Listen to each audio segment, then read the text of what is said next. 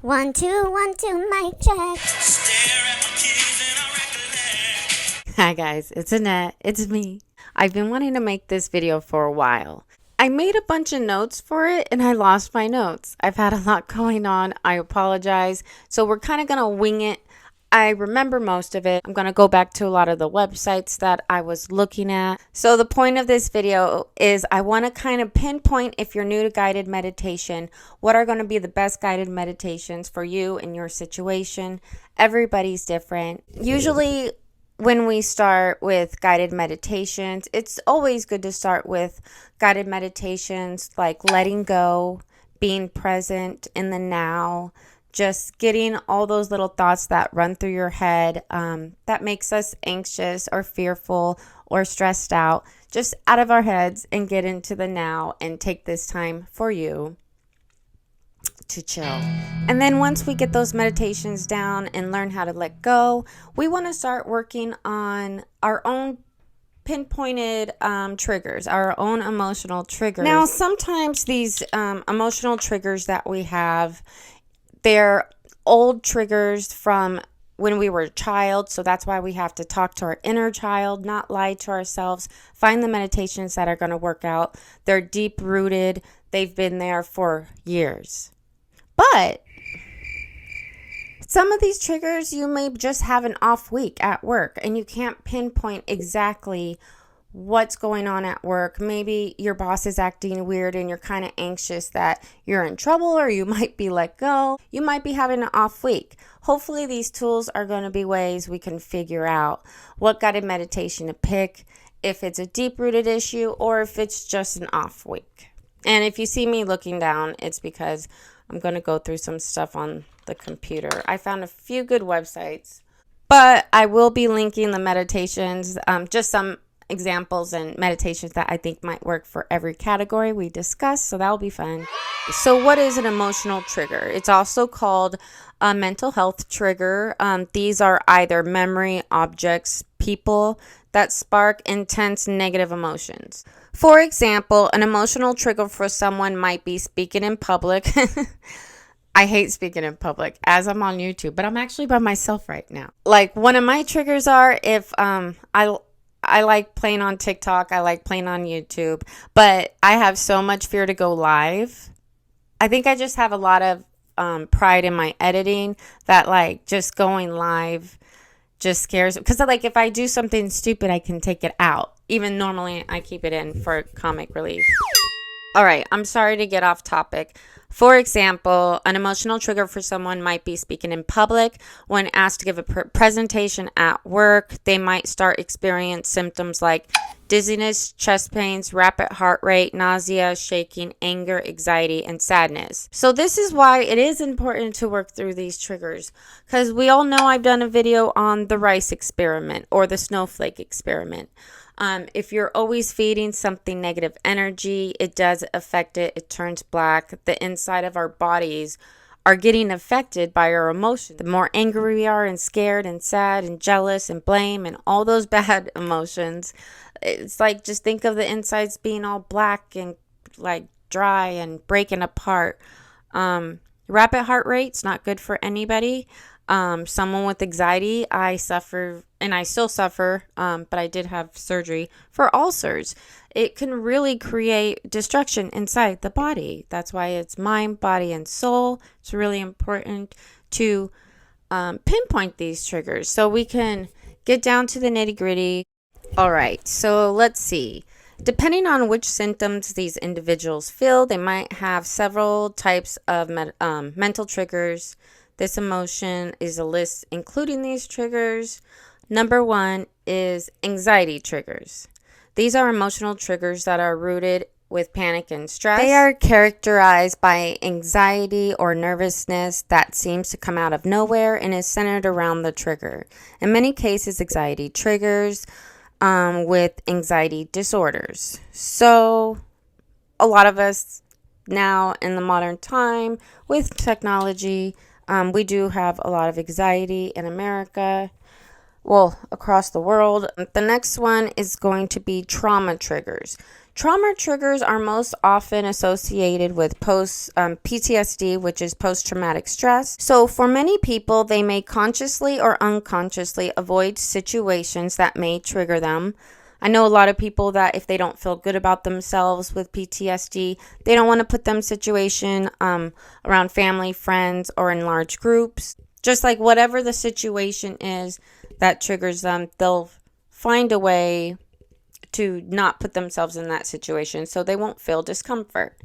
This is known as avoidance behavior, and it's a coping mechanism that works only for a short-term period, but it does not allow healing in for a long-term period. So these are untreated PTSD is narcissism. These are people that are triggered because they know they have the problems, or unconsciously they don't, but they know they don't want to heal, because if they heal, that hurts. You'll have to like cry and face stuff. The next one we're going to have is anger triggers. Sometimes individuals find themselves irritatingly angry about a situation or an object. This is a key sign of anger triggers, and it takes a lot of work to tame down this emotional response. The reason why we want to identify the triggers is because we don't want to repeat the cycle. Our emotions are there for us to learn, to see what gives us comfort or discomfort, learn, evolve, and grow. It's important how we feel. So let's find out how we're feeling. Do we feel anxious, like the first one? Does it make us feel sad, like the second one? Or do we feel anger, like the third one? Now, sometimes finding the perfect meditation for your situation is a little easier. Let's say you just had a breakup and you're feeling heartbreak. There are guided meditations where you can just put in like YouTube guided meditation for a breakup. And I've had to do them before, or even if it's not a breakup, if like a connection separation, a friendship separation. And then it walks you through on how to cope with it. The last breakup I had, I did a meditation, and it really helped me once I got into the zone. It told me to picture and envision a woven a woven blanket, like a tapestry.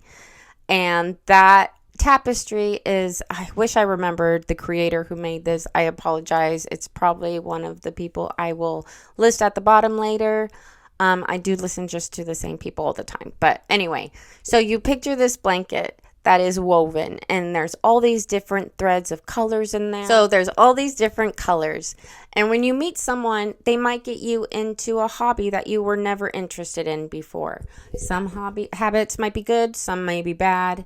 Let's see. Like anytime I meet a guy and they've never seen any of the Harry Potter movies, I make them binge watch them all with me, and then all of a sudden they're a fan of Harry Potter. Or let's say you hang out with somebody and they drink too much, and when you guys were together, you tend to drink too much. That's something you can leave behind. So we can pull that thread out of the blanket and let it go, because this person served a purpose in our life at a time. We have tons of soulmates to learn and grow from. Some things are negative, some are positive. Let's say you started dating someone and you started liking football. Well, just because you guys aren't together anymore, you don't have to hate that team. You don't have to feel sad, because it did bring you joy. You can still leave that thread in the blanket as part of your life, and now you do like football. That was a great meditation. I don't know if that made sense. If you find yourself always being extremely anxious, that means you are worried about the future and you're not living in the now, and you have to let go of all the thoughts about the future and what ifs. That's what I struggle with. I think most of us do. If you're always struggling with the past, that is sadness, depression. It goes back to the trauma triggers.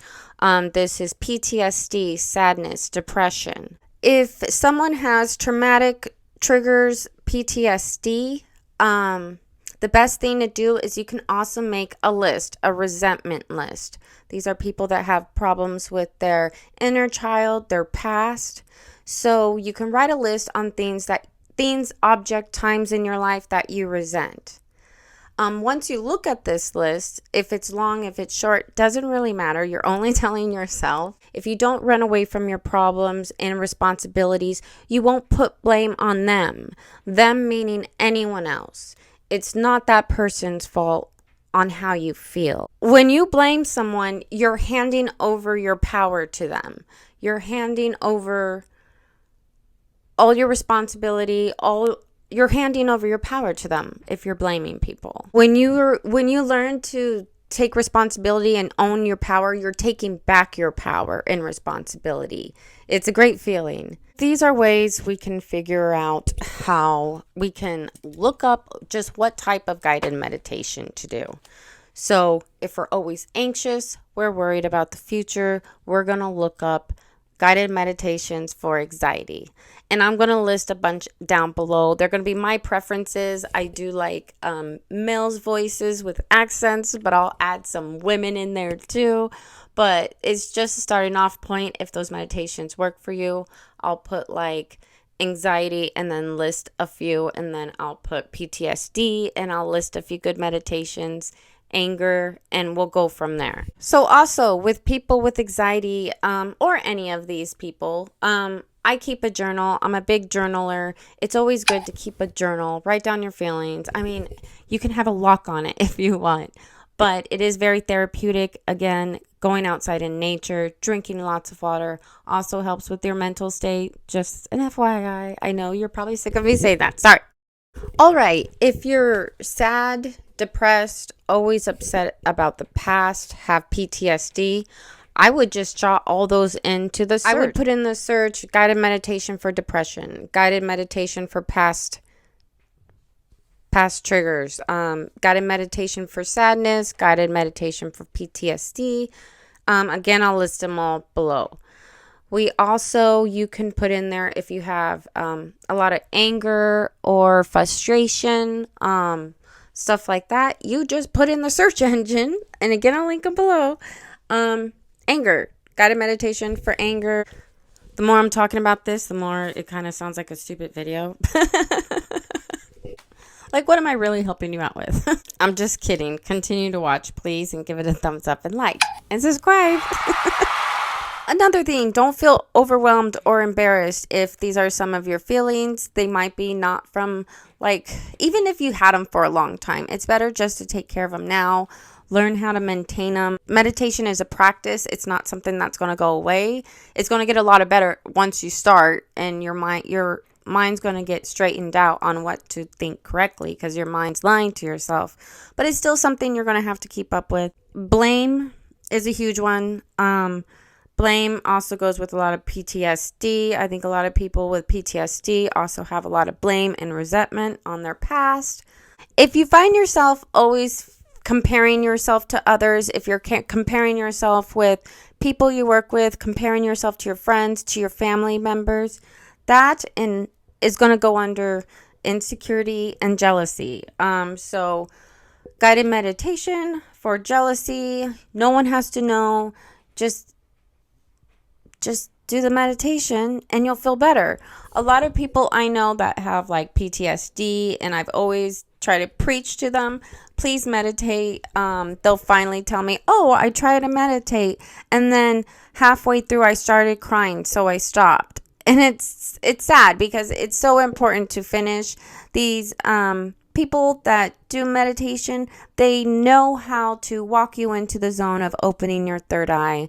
Then they do have to get to the root, walk you through. You have to visualize some stuff that might be hard to face and be honest with yourself. But by the end of the meditation, it walks you through your brain on how you're looking at it incorrectly, healthy ways to look through it and to learn and to evolve. So you might be crying after a meditation or in the middle, but you could come out just feeling so much better with a clear head. It is important to finish the meditation. If you do fall asleep during a meditation, it still works while you're asleep. Just try the same meditation another time. When I started meditation, I fell asleep a lot, and it was really frustrating to finally get it down. But once you do, I promise you, you'll never be the same.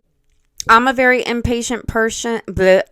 I'm a very impatient person. I don't have much patience. I have a lot of anxiety. I'm always worried about the future. So of course, impatient. So you would just throw that in the search engine as well.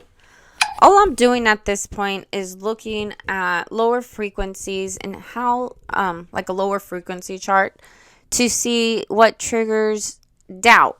If you feel doubt, that's a lower frequency. Because all these things, if they're stuck in our head and heart, just our bodies is turning all yucky inside. After meditations, you're going to be feeling joy, love, passion. You're going to get excited about stuff again.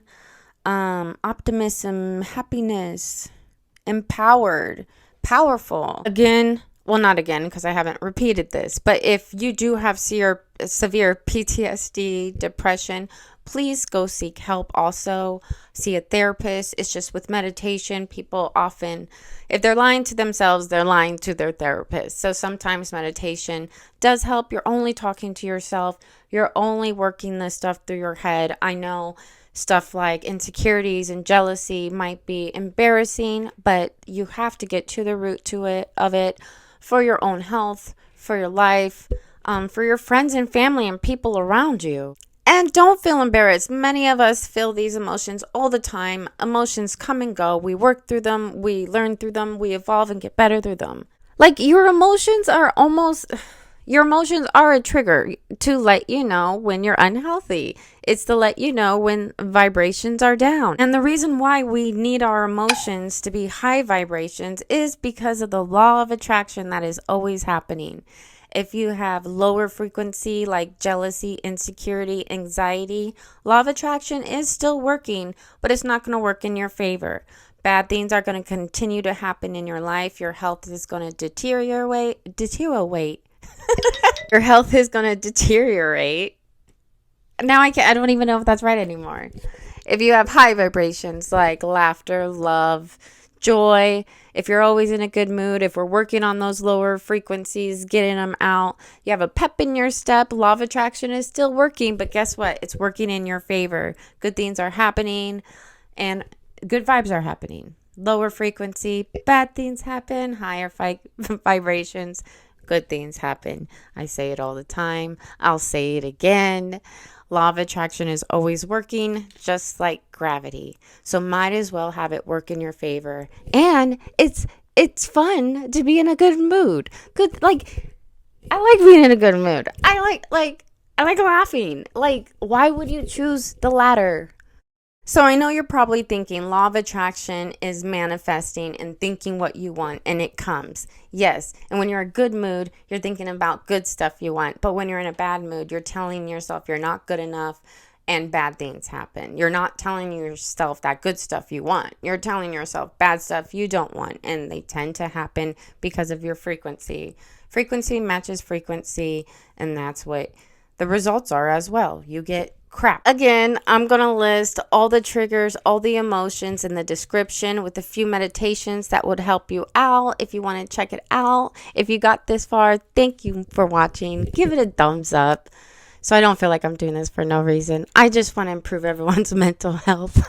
Also, subscribe if you did enjoy it. I'll see you in the next one. Annette in editing. Insert the fart noise here. Boing, boing, boing, boing, boing, boing. When do you feel the most beautiful? Maybe when I'm dancing.